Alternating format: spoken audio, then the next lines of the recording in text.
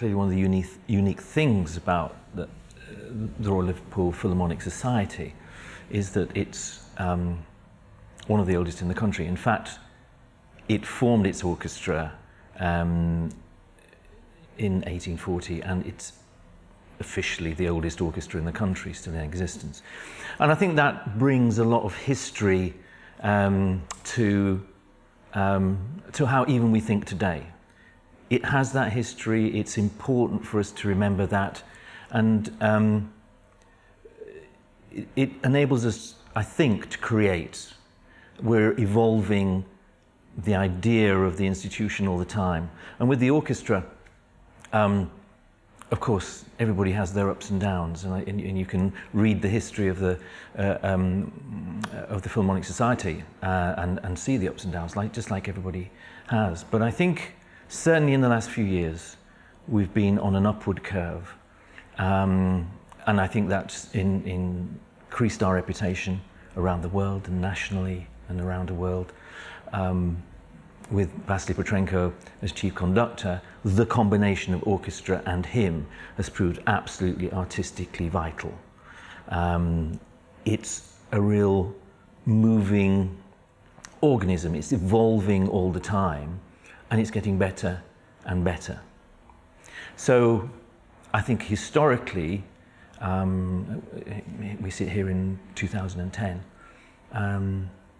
we're actually on a high with the organisation.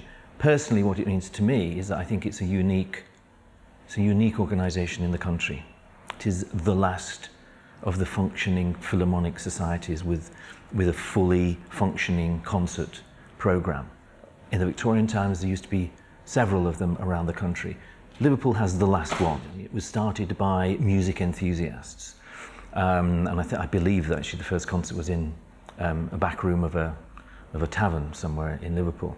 But it was about people who loved music and who wanted to listen to music. And certainly here in Liverpool, and I think that probably happened everywhere with these things, music enthusiasts gathering people together, the little salon concerts developed into bigger concerts. Suddenly lots of money was involved. They were able to build a concert hall. And that's what happened in Liverpool. Effectively, the Philharmonic Societies were owned by the society members, the people who paid the fee to be part of the society.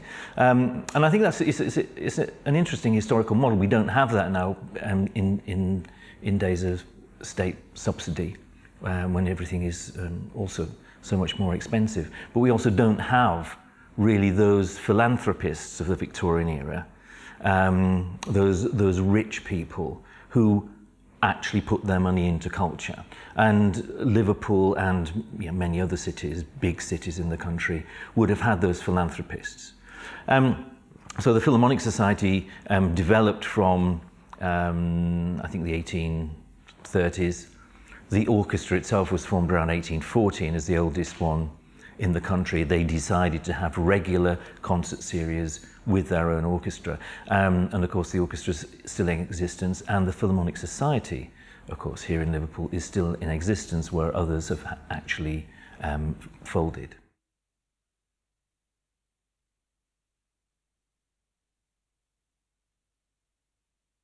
How the orchestra was formed early on was gathering groups of musicians together, and certainly Charles Halley was involved very early on in the history of the society, and of course he was also running Manchester as well. But interestingly enough, the musicians between the two orchestras were largely separate. So even when Halley was conducting here in Liverpool, it was a largely separate orchestra from Manchester. And I think at that time you would have the great and the good, who were part of the committee of running the Philharmonic Society. They were the ones that were deciding who was going to come and play, who were the soloists, who was the conductor. And I think there's some very interesting, clear discussions about repertoire, about artists, that probably equate very similar to what we have now. I think Halley had a very important role here in the early days. And then there was a whole series of conductors, clearly probably some with more influence than not. And one just has to remember also that the Philharmonic Society was founded initially on the idea of choral music and the choir. It then gathered its orchestra to play with the choir. The orchestra then took over in a full season.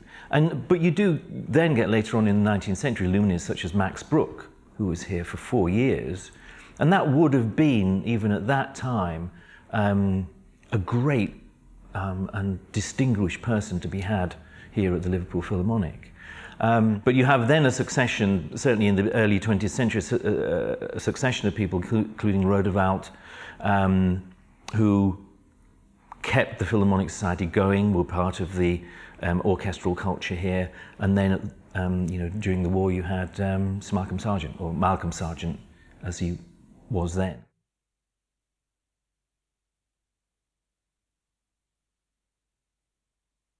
I think, given the fact that the new hall was built in 1938 and that Sargent was operating in the mid-40s, I think that gave a new credence to the society. I mean, clearly the burning down of the old hall was a huge event here in Liverpool. You can see pictures of crowds of people lining Hope Street watching the old hall burn down. But the Renaissance with the new hall, I think, also marked something of a renaissance with the orchestra, starting with Malcolm Sargent. And that was largely to do also after the war renaissance of Liverpool after it had been severely damaged during the war. So there were a number of things, I think, which were building together, which was a renaissance of Liverpool and a renaissance of the orchestra. And then you get through Sir John Pritchard, and then I think really where the reputation of the orchestra existed, certainly in the second half of the 20th century, was with Sir Charles Groves.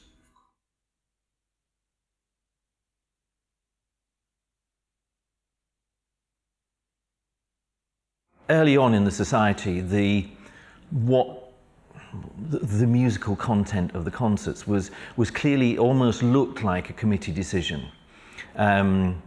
There were certainly the great and the good who were on the committees of the Philharmonic would, you can see from some of the minutes, there was discussions of artistic matters, conductors, soloists who would come here, and they had fantastic soloists coming here in the 19th century.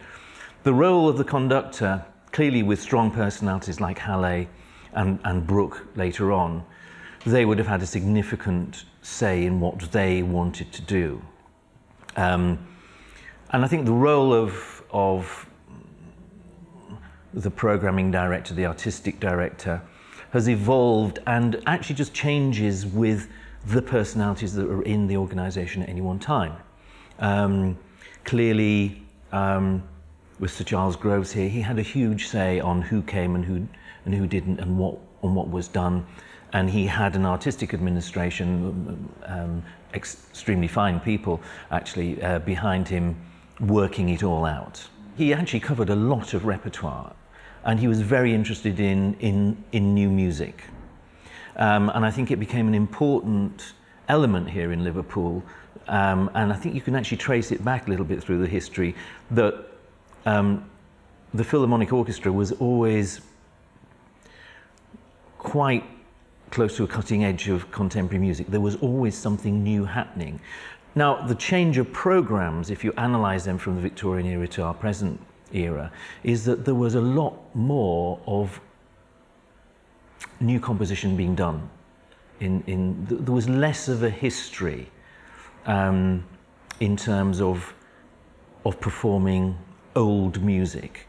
You can see as it goes through the 19th century that there is more and more historical, let's call it historical music coming on rather than the newer music. But even some of the programs into the early 20th century did have a good portion of music that had been written very recently.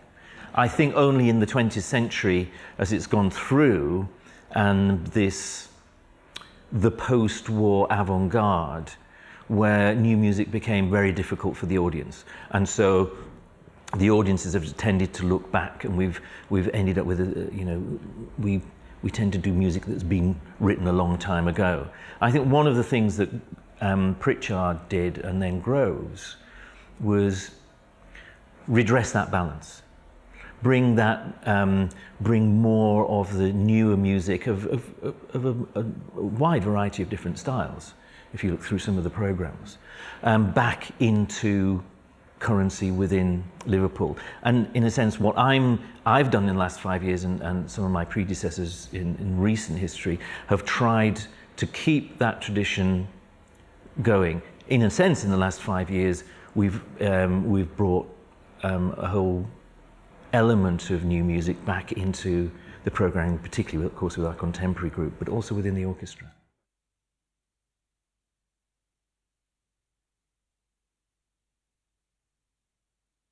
Regarding Mahler, I'm not sure, and it would take a sort of deep dive into the programming and the programs of that time, when the first Mahler symphony was performed. And clearly Mahler wasn't popular in his own time.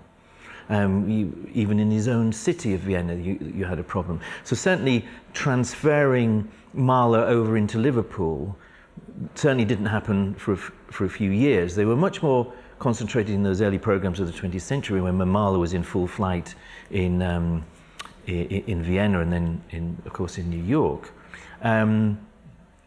was looking at actually British music. There were premieres of Delius. You see music of Bantock and Stanford, and Elgar, of course, has a big connection with Liverpool. His friend Charles Rodewald, who conducted the orchestra, lived here. And he wrote to his Pomp and Circumstances in Liverpool. So there was a very close connection with British music, and that's another tradition which Groves himself kept going.